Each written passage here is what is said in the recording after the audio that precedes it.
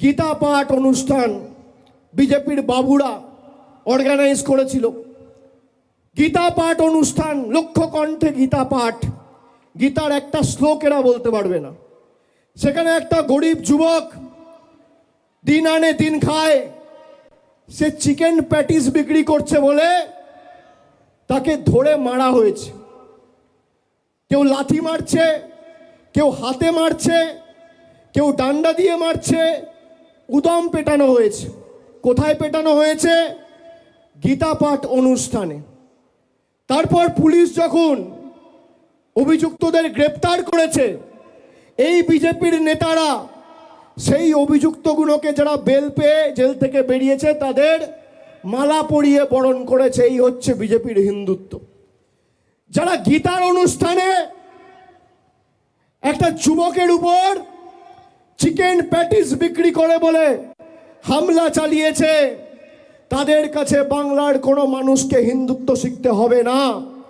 তার কারণ আপনি যদি সত্যি গীতা পড়ে থাকেন, গীতার পঞ্চম অধ্যায় 18 নম্বর শ্লোক শ্রীকৃষ্ণ স্বয়ং বলছে, বিদ্যা বিনয় সম্পন্নে ব্রাহ্মণে গবি হস্তিনী সুনিচৈবা স্বপাকে চা পণ্ডিতঃ সমদর্শিনঃ।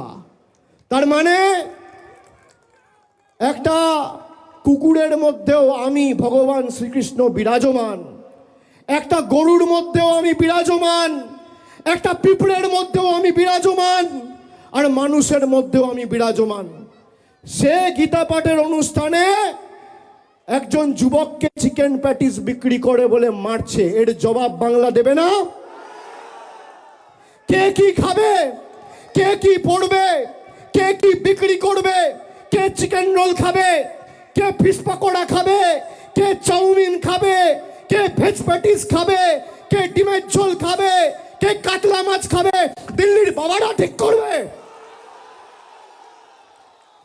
দিল্লির নেতারা ঠিক করবে।